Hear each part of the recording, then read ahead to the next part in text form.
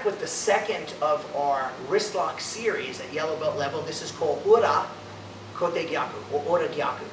Same type of attack, we bow to each other. Same type of attack where he reaches up and grabs the lapel. Of course, before with the mote, I step back with my right leg. This time, I'm going to step inward. What I want to do is take my bottom hand and cup his hand. The dragon's gate, which they call ryumon in Japanese, is here, right on this web of my hand. That comes under. My palm is upward.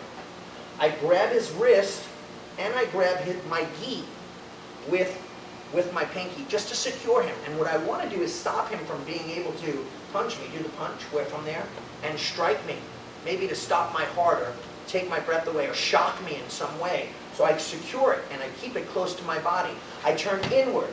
My hand is in what we call ura shito, and I'm hitting with the edge of my hand as I block. His hand is coming. If that comes to me, punch with the punch, I can block that hand. I want to step away on an angle, off on the angle to my back left, ushiro, hidari, and I strike to the temple.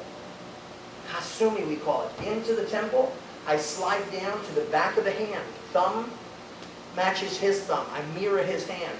And at this point, I push in opposite directions. I'm pushing this hand this way and my uniform that way, so I have this to bring it off. Notice I turn the hand upside down, which is called Ura Gyakku, reversed. At this point, I want to lock in. This is basically advanced level. I lock into the wrist joint with my fingers, and I mirror the wrist. I know I can see it in his face already that he's getting a little bit ready for the pain, and I just bring it down. That will drop the person to the ground. Up again. Once I pin it, I bring him down. Once he's off balance, all I need to do is drag him forward to pin him to the ground.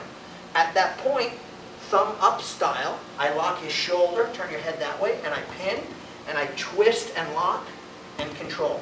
I then release, step back into my kamae, and I'm practicing Zanshin again. Up. One more time. He grabs.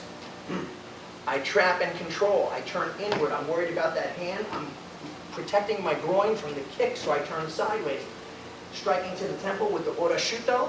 I then slide down and do my cross push to bring the hand off, controlling my lock. He goes down. I then drag him inward, pinning, controlling. Notice my stance. This is like a tripod. My two legs of the tripod and my hand on his shoulder as the third, and I'm pinning, locking the shoulder, pinning the wrist, and then I release and step into kamae. Stand up. Let's do it from a different direction. Again, he grabs. Halt. Control. Watching. Side stance. Ura shuto. Grab. Peel off. Mirror. This hand is pinning the wrist, as you can see. This hand mirrors that. I lock it in. He goes down. Once he's off balance, he's easy to pin. Control, control, into position. And release, and kamae, and then he stands. Bow. That is Ura Gyakku, second of our wrist lock series. Bows.